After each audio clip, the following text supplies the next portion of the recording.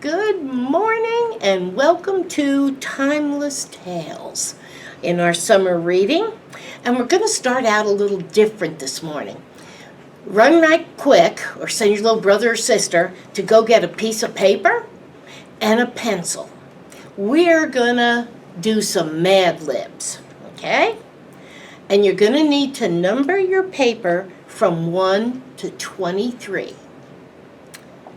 Okay? I'll give you a minute to go get your paper, and then we're going to read a tall tale that I'll bet you've never heard before, but it's pretty good. Okay. Number 1 on the Mad Lib is supposed to be a noun. N-O-U-N. If you don't know what that is, ask Mom. Number 2 is also a noun, but it should be a name. 3 is an adjective. ADJ should work for you. 4 is a verb. Just put a V. 5 is a noun. 6 is a verb. 7 is a noun. 8 is an animal. 9 is another name. 10 is an adjective. Number 11 is one of your favorite activities. Write that in for 11. Bowling. 12, put in an amount of time. 2 weeks, 3 years, 1 minute, whatever. 13 should be a game. And so is 14, same game. Number 15 should be a profession, like doctor, lawyer, policeman, frog catcher, whatever. 16 should be a piece of furniture.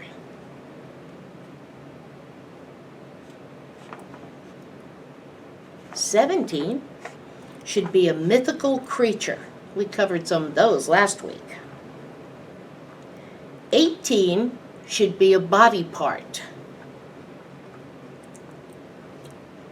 19 should be a noun. Number 20 should be the same as 17, which was a mythical creature. And 21 should be the same as number 8, which was an animal. 22 should be a verb, and 23 should be a noun.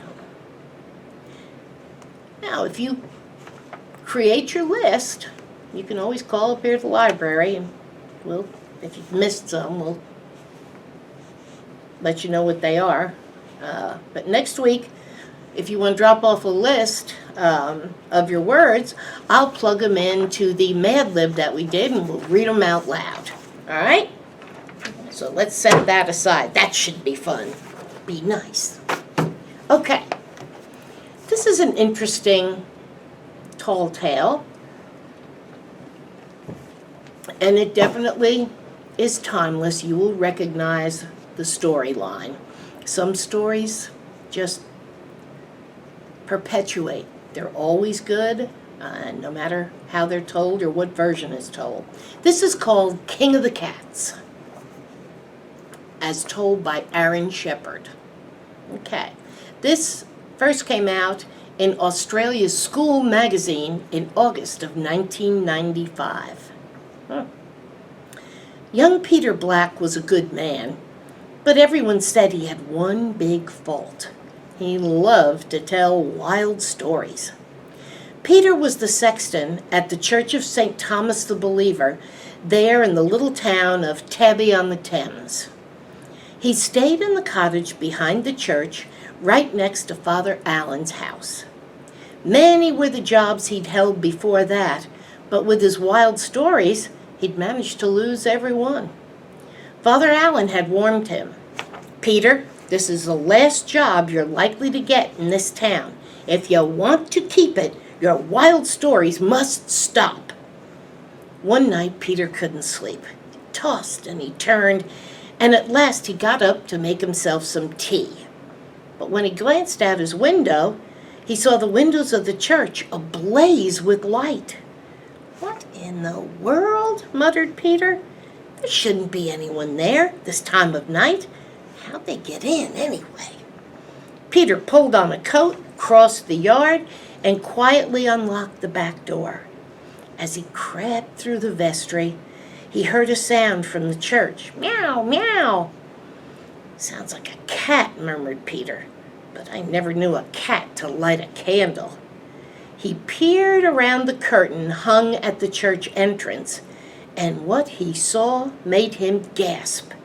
There was not one cat, but hundreds of cats of every size and coloring. They filled the pews, and all of them sat upright, just like people. On the steps to the altar, a big black cat, the biggest cat Peter had ever seen, was kneeling with his head bowed. Standing above him with paws upraised was a black cat in bishop robes, intoning meow, meow. An altar kitten approached with a velvet pillow on which lay a small golden crown. The bishop cat lifted the crown and solemnly placed it on the kneeling cat's head. The church exploded with cries of meow, meow, meow. Peter didn't wait to see more. He raced through the vestry and back to his cottage, where he jumped into bed and stayed trembling under the covers until morning. Bright and early, Peter was over to see Father Allen. The priest was reading in the conservatory, his black cat Tom curled up on his lap. "Good morning, Peter," said the priest. "What brings you here so early?" "Father Allen, I came to tell you about something terribly weird in the church last night. I saw these lights and I went over to check and I heard a meow." "Meow," said the priest's cat, Tom. "Yes, just like that," said Peter. "And when I looked, there were hundreds of cats in the church. And there was this one big black cat, and he was kneeling in front, and their bishop was crowning him." Father Allen was looking at him sternly. "Peter, do you remember what I told you about wild stories?" "Of course I do, Father." "Then let's have no more of this, all right?" "But, Father—" "Listen, Peter, I have an errand for you. Will you walk over to Brambleton today and deliver a message to Father Rowan?"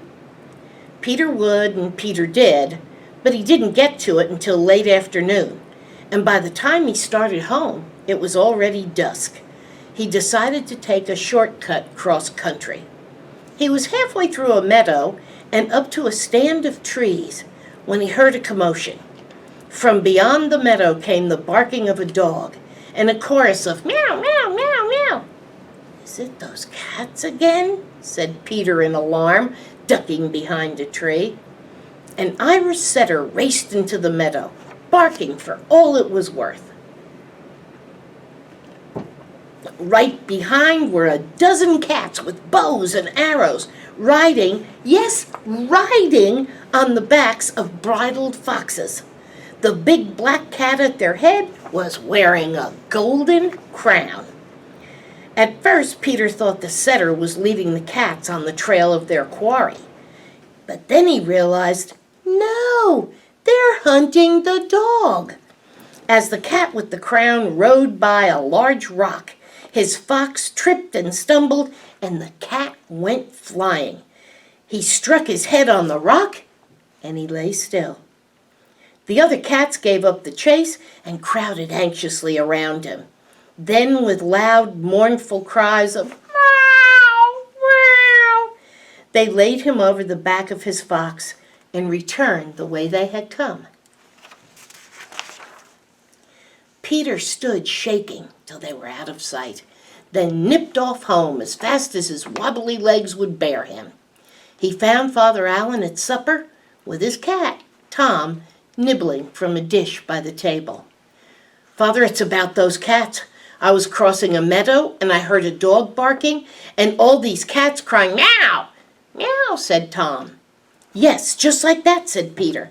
"And then the cats came riding into the meadow on foxes, all of them chasing this dog, But then the cat with the crown fell off and hit his head, and Father, why's Tom staring at me like that?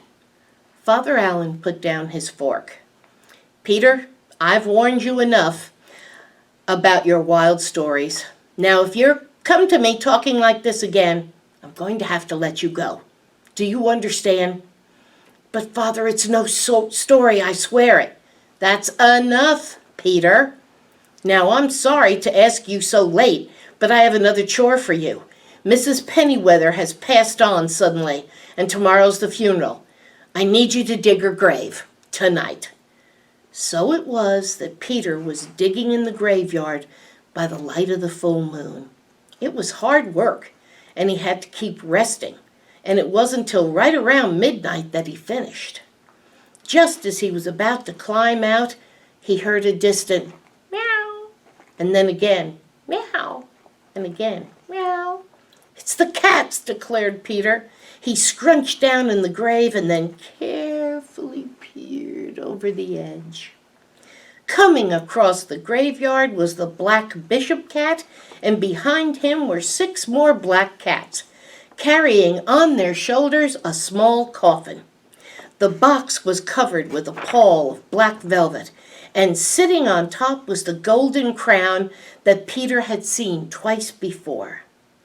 The cats walked solemnly and slowly, and at every third step cried, meow. Their path went right by the grave where Peter hid, and when they were but a few feet away, the bishop held up a paw for a halt. Then he turned and stared straight at Peter, and he spoke. Tell Tom Tildrum that Tim Toldrum's dead. And then he lowered his paw, and the cats walked on, and at every third step cried, meow. Well, Peter scrambled out of that grave and bolted for Father Allen's. He pounded on the door, shouting, Father, Father, let me in.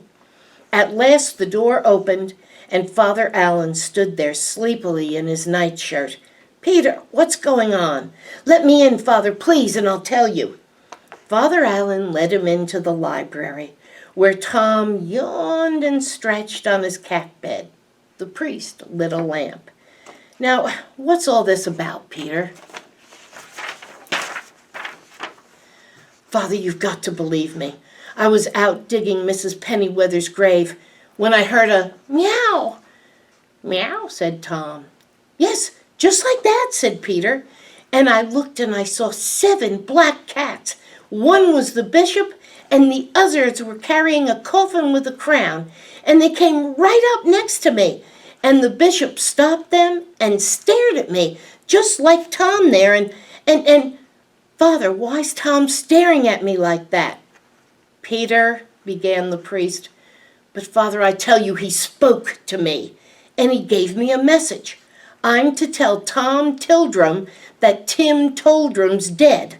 But how can I tell Tom Tildrum that Tim Toldrum's dead when I don't know who Tom Tildrum is? Peter, this is the last straw. I warned you again and again. Father, look at Tom, look at Tom. Tom was swaying, and Tom was swelling, and Tom was standing on his 2 hind legs. And then Tom spoke. What? Tim Toldrum dead? Then I'm the king of the cats. Tom leaped toward the fireplace, and with a single meow, he bounded up the chimney and was gone, never to be seen again. Of course, after that, there was no more talk of Peter losing his job. But as for Father Allen, well, Father Allen was a good man, but everyone said he had one big fault. He loved to tell wild stories about Tom, the king of the cats. Meow. That's it. Have a good day. And remember, bring your Mad Lib words to the library, or Gabby them in, or have your mom drop them off. Have a good day. Bye-bye.